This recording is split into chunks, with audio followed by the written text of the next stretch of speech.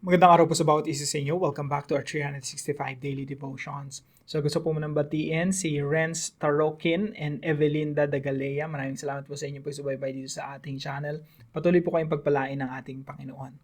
At binabati ko rin po ang lahat na kasama natin dito sa ating Daily Devotions. Anumang oras kayo nakaka-join. Now, tutuloy po natin yung ating series patungkol po sa 7 principles to achieve our God-given goals.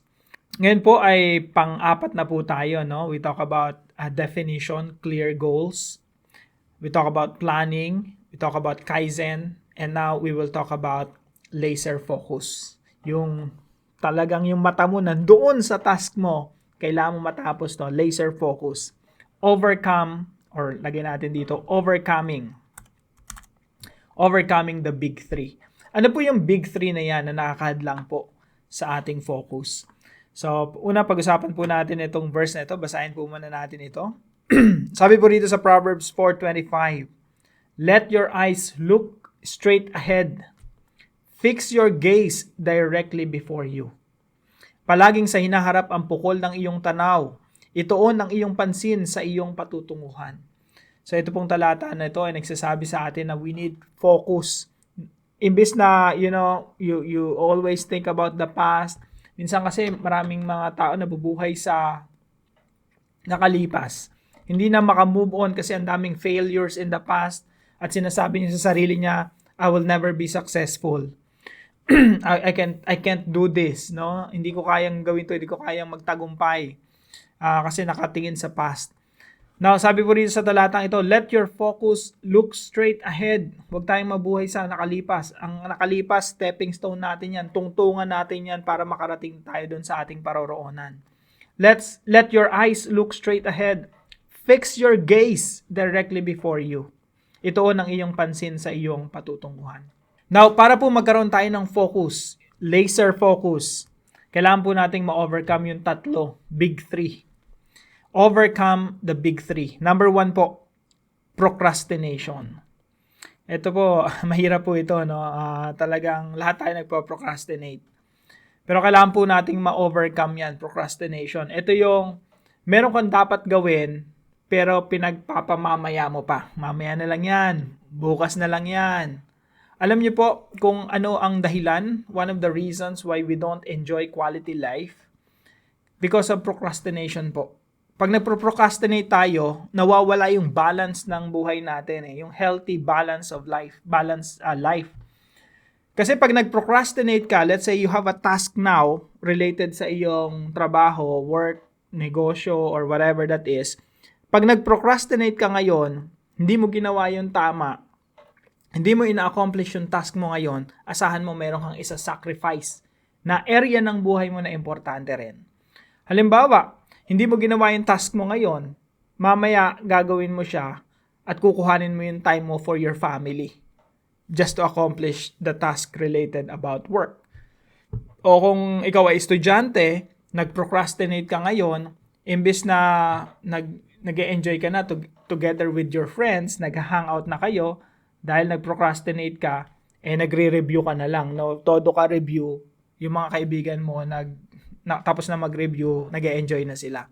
So, procrastination destroys the quality of life. Destroys our quality of life. Kaya po, kung gusto mong ma-enjoy yung quality of life, yung magandang balancing buhay, i-practice natin yung power of now. No? The power of now. If you can do it now, do it now. That's a very simple principle na pag in-apply natin sa buhay natin, asahan mo, magkakaroon ng balance yung buhay natin. Gaganda yung time management natin, everything will fall into place. Kasi kapag ginagawa mo yung tama, kung ano yung dapat gawin mo ngayon, asahan mo mamaya, may time ka na for everything else, like your hobby, enjoy your time with your family. So procrastination, actually, ito yung nagpapawala sa ating focus, yung procrastination. At when we procrastinate, we are destroying our life, our quality of life. So let's practice the power of now. No? Kung kaya mong gawin ngayon, gawin mo na ngayon. If you can do it, lalo na pag 2 minutes, Kung kaya mo siyang i-accomplish within 2 minutes, wag mo lang ipagpapamamaya pa yan. Let's say, kukuha ka ng tubig or papatayin mo yung gripo, yung mga less than 2 minutes or magtutoothbrush ka, maybe 3 minutes or 4 minutes. Mga ganun lang kaikli. Gawin mo na ngayon. If you need to do it now. Lalo na kung under 2 minutes lang. Kasi magsasama pa yan sa schedule ng utak mo no? Magpa-pile up pa yan Pero pag yan na-accomplish mo na, total under 2 minutes lang naman yan. Pag na-accomplish mo, hindi mo na siya iisipin kasi natapos mo na. Okay? The power of now. Kung kaya mong tapusin, kaya mong gawin, wag mo na ipagpaliban pa. Asahan mo gaganda buhay mo. Number 2, one of the reasons why we procrastinate is distraction. Ito yung kailangan nating ma-overcome. Yung una, pagde-delay ng mga dapat nating gawin, pinagpapabukas pa natin. Ito naman, distraction. Ito yung kadalasan na dahilan kung bakit tayo nagpro-procrastinate. Kasi nade-distract tayo sa maraming bagay. And in our day and age, ang number 1 distraction natin, digital. Like Facebook, mga social media, no? TikTok, YouTube. Yung scrolling, yung scroll talaga, ano to may term nga dito about, doom. Yung parang doom scrolling ba tawag ron? Yung pag nag-start kang mag-scroll, tuloy-tuloy na non-stop. Kasi design yung mga social media platforms na pag nag-scroll ka, hindi ka bibitaw. Naka-design yun sa ganon. If i-feed ka ng algorithm ng mga bagay na interesado ka, kaya doom scrolling Once na sinimulan mo, tuloy-tuloy na. Hindi mo namamalayan, ubos na yung oras mo. Distraction. So we need the power of focus. Yung focus, ito yung mangyayari to kapag natutunan mong i-set aside, i-turn off yung mga digital distraction sa buhay natin. Magkakaroon tayo ng focus, gagawin natin yung mga bagay na importante at dapat nating matapos. So, the power of focus. Kapag naka-focus tayo mga kapatid, again, nakakadagdag po yan ng quality of life. Na hindi na tayo nabubuhay sa digital world. Nabubuhay tayo sa real world. At pag na-accomplish natin yung mga task natin, nagiging quality yung buhay natin. Gumaganda yung buhay natin. So, avoid all distractions. Set aside natin yung mga distractions, no? And pangatlo, burnout. Ito yung pinakamahirap sa lahat. Burnout. Ito yung, kung ilalarawan mo yung sarili mo, pag na-burnout ka, ito yung para kang kandilang nauupos and you are helpless, aandap-andap yung apoy mo hanggang sa burnout. Nawala na yung apoy. Pag nandun ka sa ganong environment, let's say, nakaka-burnout, toxic masyado yung trabaho mo, tapos burnout ka, parang nauupos na kandila na parang, helpless, emotionally exhausted, pagod na pagod, hindi ka motivated. Yan po yung madalas masasabi na nating burnout yun, no? Pag sinabi naman nating the power of resilience, pag ikaw ay resilient na tao, you're able to recover. Emotionally resilient. Kahit anong bagsak sa'yo ng mga problema, pagsubok, challenges, nakaka-recover ka, nakakayanan mo, nalalampasan mo. At mga kapatid, nangyayari po yan more often than not when you are not alone. Kapag na-experience mo na yung burnout, nandiyan na lahat ng mga symptoms, search nyo na lang mga symptoms ng burnout. Pag na-experience mo na yan, ang kailangan mo na tulong. Hindi masamang humingi ng tulong. Hingi ka ng tulong sa mga kaibigan mo, close friends, family members, professional help, counselors, psychologists, yung talagang magpa-process ng na-experience mo. Para po mas maging resilient tayo, mas makayanan natin. Burnout, pinakamahirap po talaga to, no? Siguro sa tatlo na to, itong burnout na to, pag na-burnout ka, napakahirap recover. Pero pag na-experience po natin yan, let's seek professional help. Let's do it together kung may small group ka, you bring your small groups with you together. I-overcome natin yung burnout. Ito yung pinakamahirap sa lahat. Kaya pag ikaw parang helpless ka, wala kang motivation. By the way, kapag gano'n na yung environment mo, baka kailangan mo na mag-exit. Lalo na kung gano'n yung trabaho mo, gawa ka na ng exit plan. Umalis ka na sa ganong klase ng trabaho or environment. Now, application po. Number 1, do your task now and enjoy a quality life. Kung meron kang task ngayon, let's say trabaho, related sa family, related sa pag-aaral, pagre-review, do your task now. Huwag na nating ipagpaliban pa. Kapag pinaktis natin yung procrastination, Ano yan eh, never ending yan eh. Kapag procrastinator tayo, lagi na lang natin gagawin yan. And asahan mo, you will sacrifice a lot. Time with your friends, time with your hobbies, exercise, kahit yung mga gawain sa church, isa-sacrifice mo na rin when you start to procrastinate.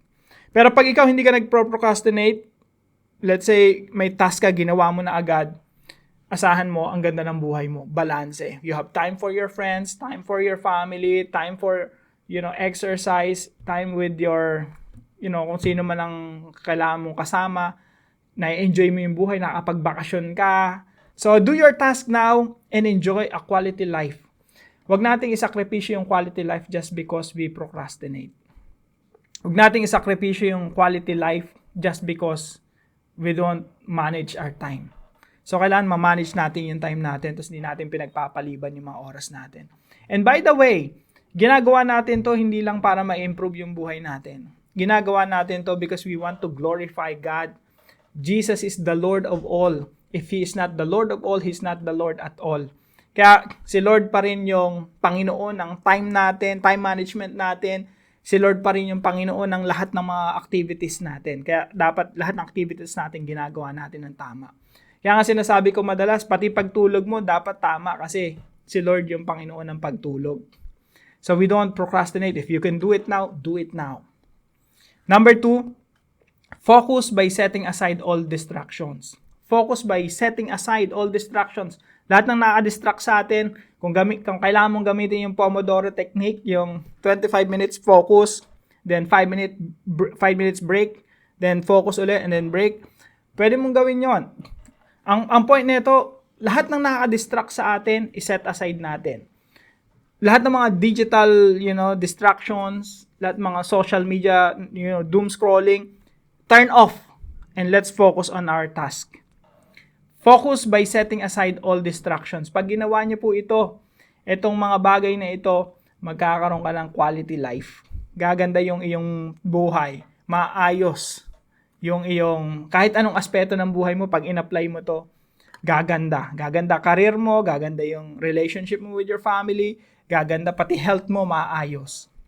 Number 3 po, kapag ikaw naka-experience ng burnout, seek help from friends, family, and counselor. Kapag ikaw parang kandila na nauupos na, andap-andap na yung apoy at, nawala na yung apoy, wala ka ng motivation, probably burnout yan. Don't be alone. Seek friends, seek family members, help from family members, seek counselors. Magpa-appointment ka ng magka-counsel sa'yo. I-process mo yung mga nararanasan mo. Mas maging active ka sa mga small groups meeting. Kung ikaw may small group ka, may church ka na accountable sa'yo, bring them in, no? Maging parte ka. Because you can't do it alone. Mahirap maging mapag-isa. Yan yung mga time na kailangan mo yung mga kapwa mo mananampalataya, mga kaibigan mo. Seek help. Hindi masamang humingi ng tulong. At sabihin mo, burnout ka, no? At yung mga kaibigan mo, naintindihan ka nila, they will come to your rescue. Seek help from friends, family, and counselor. Now, yung burnout po, siguro ito yung isa sa pinakamahabang topic rito, no? Kasi maraming tao na, marahil ikaw, no, na-experience mo ngayon yan na parang wala kang motivation. Tamad na tamad ka. No, gusto mo na lang mahiga, humilata, walang gagawin. Minsan, akala ng ibang tao, procrastination yun, pero hindi nila alam, burnout na yung tao, kailangan na pala ng tulong, no? So, seek help from friends, family, and counselor. Now, para po sa ating discussion, which of the 3, procrastination, distraction, and burnout, is your greatest challenge now and why? Alin dito sa mga ito? Ba't hindi ka nakapag-focus? Bakit wala kang laser focus? Bakit hindi mo nagagawa yung mga task mo? Alin dito sa mga ito yung greatest challenge ngayon para sa iyo? Tapos pag-usapan nyo sa discussion group at tulungan natin ang bawat isa. Samahan niyo po ako sa panalangin. Heavenly Father, I come before you seeking strength to overcome the challenges I face. Help me to conquer procrastination by embracing the power of now, so I may complete my task and enjoy a life of quality.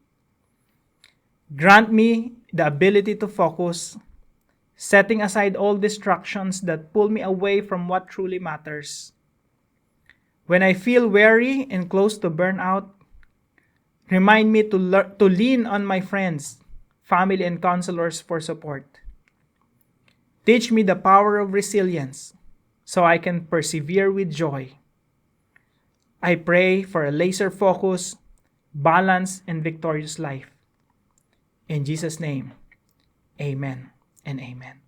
Dalain ko po na lahat tayo na dumaranas ng mga challenges na ito ay malampasan natin ito at makapag-focus tayo sa mga bagay na pinapagawa ng Panginoon. Kung kayo po ay may natutunan sa devotion natin na ito, ipalam nyo lang po sa comment section right below this video. And please don't forget to share this devotion to your family and friends. Pagpalain po kayo ng ating Panginoon. See you po tomorrow 5 a.m. dito sa ating daily devotion.